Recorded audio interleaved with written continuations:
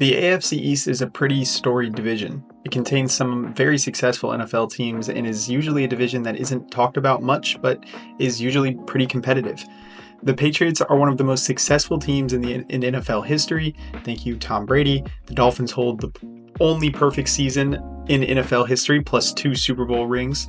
The Bills, who are now one of the best current teams in the NFL.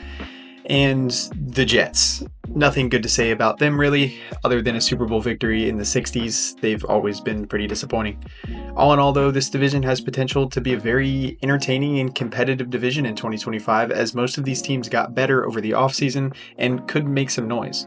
In this video, I'm going to be going over who I believe will win this division and ranking each team by where I think they will finish, topping it all off with my record prediction for each team.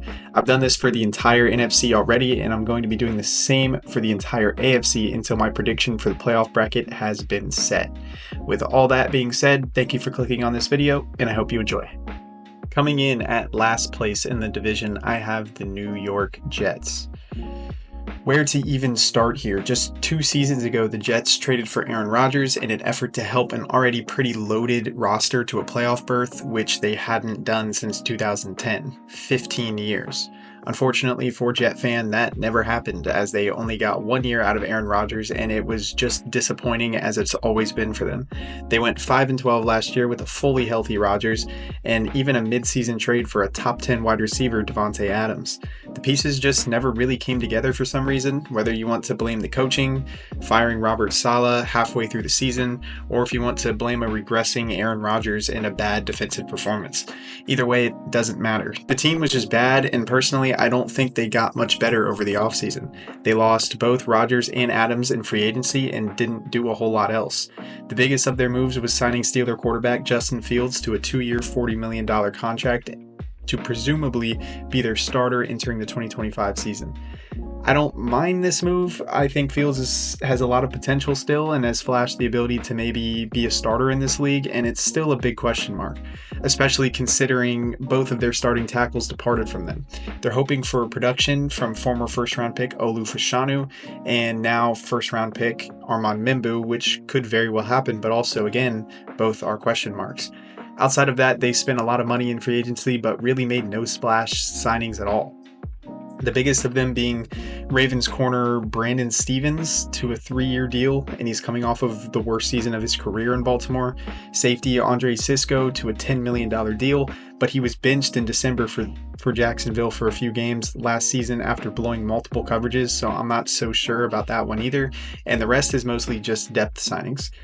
I feel like with the amount of cap space the Jets have, they could have made a way larger splash in free agency, and they didn't, and they absolutely needed to. Their draft, however, is the only bright spot of this offseason. They got great value on Armand Mimbu in the first round, and he should be an instant starter, as well as adding tight end Mason Taylor from LSU and underrated tight end prospect Azariah Thomas in the 3rd round was fantastic value, as there was even some smoke about him possibly sneaking into the 1st round, as well as grabbing safety Malachi Moore and edge rusher Tyler Barron late in the draft. They had a lot of great value selections, and maybe even a few of these guys could start right away. However, on the coaching side of things, I was not a fan of the Aaron Glenn hire, and I felt like there are better candidates to pursue. Glenn gave up over 50 points in an elimination game in the playoffs against the Commanders, and the Lions were involved in multiple shootouts. All in all, I don't think this team did enough to improve much from last year. They lost a lot of starters that they struggled to replace, and things overall could be going downhill for them.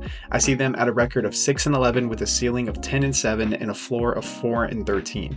Maybe they're able to edge out one more win than last year, but regardless, pretty unchanged. Drake May for the game. Patting the ball. May scanning. Loads of time. He'll roll. He'll run. A sidestep. He's ready to throw. Nobody's open. Into the end zone. Touchdown. Oh my goodness. Stevenson. And May with... Coming in at 3rd place, I have the New England Patriots. The Patriots finished in last place in 2024, going 4-13 in a pretty abysmal season.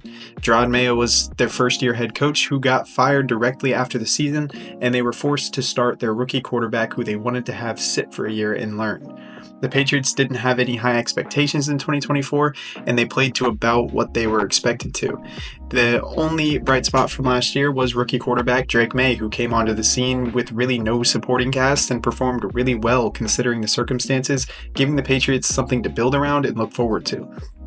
And they absolutely did build around him, as they had maybe the best offseason of anybody.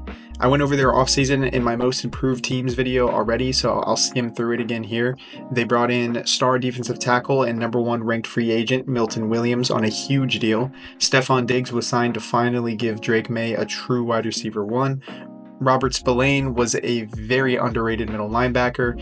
Carlton Davis is coming off maybe his best season in Detroit, and they brought him in as well.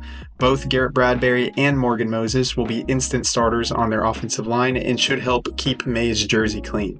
They then drafted Will Campbell out of LSU, who was the best available offensive lineman in this entire draft.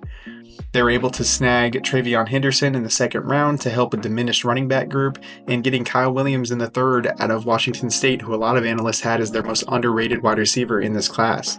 Not even just their player acquisitions, but bringing in Mike Vrabel, who was the best available coaching candidate, to try to fix this team was also a fantastic hire. They did exactly what they were supposed to do. They outlined their holes and they plugged them. Now, don't get me wrong, this team still has its questions. Drake May has yet to play very much, and things could always derail there, even though I doubt they will. The defense got a lot better, but they still don't have a very prominent edge threat, and as much potential as Vrabel has to be a good coach, he has failed in Tennessee already, and it isn't the best when it comes to developing quarterbacks. The team is also very young, and that team chemistry may take a couple weeks to develop. All in all, the Patriots are going to be an interesting team to watch in 2025, and I look forward to seeing how they will perform. I have them at a much improved 8-9 record with a ceiling of 11-6 and a floor of 6-11. Into a ton of Instead the block, and he's going deep. He's got Hill for Rice driving. There's 6. Oh, he's a ghost. Coming in at second place in the division, I have the Miami Dolphins. This one might be a little bit biased because if you've seen some of my videos by now, you'd know I'm a pretty big Dolphin fan. The Patriots could definitely pass us this year, but I do think that the core of this Dolphins team is good enough to make another wildcard berth at the very least. I've covered them already as a standalone team in a video, so check that out if you want a full breakdown of them, but in general, the Dolphins had a pretty underrated offseason. Not even about the caliber of players they brought in, but there seems to be a coaching culture change. McDaniel is known for his speed-only style of coaching, and based off his offseason moves, it seems like he wants to get a little bit more physical finally. The focus was on the trenches without a doubt. They got a lot bigger and a lot stronger on both sides of the ball, and also have one of the best defensive coordinators in football who was considering head coaching jobs, Anthony Weaver. They drafted Michigan defensive tackle Kenneth Grant in the first round, who is the biggest available defensive tackle at that point and is the perfect size to be a true nose tackle in the NFL and stop the run. They also traded up for offensive guard Jonah Savaina, who once again is a very large and strong run blocker. They drafted 3 different defensive tackles in one draft, and even the running back they selected in Ollie Gordon is a much larger back than anything we have back there. They also addressed the offensive line and free agency, bringing in James Daniels, who is one of the best run blockers in the NFL according to PFF, and we got him for pretty cheap. The addition of Nick Westbrook-Akine and Alexander Mattison show a switch into a more physical style of football, as both guys are known for their physicality at their respective positions. Now, Jalen Ramsey could be already traded as you're watching this video, or he's very close to be traded, and once that happens, they will absolutely need to target a corner out of free agency. They tried to offer on Jair Alexander before he signed with the Ravens on a discount to play with his old college teammate, and now the attention should shift towards Asante Samuel Jr., who is the best available corner still in free agency. The secondary may take a hit this season and not be that great with Ramsey's departure, but the defensive line is rock solid with one of the best edge threats in the game with Chop Robinson, Jalen Phillips, and Bradley Chubb. All in all, the playoff window has not yet closed in Miami, and I see them at a record of 10-7 with a ceiling of 12-5 and a floor of 7-10. Allen keeps it himself. Allen to the right. Allen to the goal line. Lowers his shoulder. He's in. And finally, the winner of the AFC East is once again the Buffalo Bills. The Bills are just the most experienced and battle-tested team in this division currently. They have the former NFL MVP at quarterback, Josh Allen, and that's all they'll really need to take this division once again in 2025. Their offseason was quiet, but it didn't really need to be anything big, as they didn't really lose anybody all that vital to their playoff berth this past season. They brought in Joey Bosa, which was their biggest splash, as that edge rushing core just got a lot scarier. They didn't have a great draft in my opinion, as the only real steal they landed was Landon Jackson in the 3rd round, as he had one of the best combines for the edge rushing position. Adding Maxwell Hairston in the 1st round means they got a lot faster in the secondary, and he has potential to start right out the gate. All in all, this team remains pretty unchanged, and that's totally fine for them since they went 13-4 last season. This season, I see them at a record of 12-5 with a ceiling of 14-3 and a floor of 10-7. No matter what happens this season, they're going to be a playoff contender. Thank you for watching.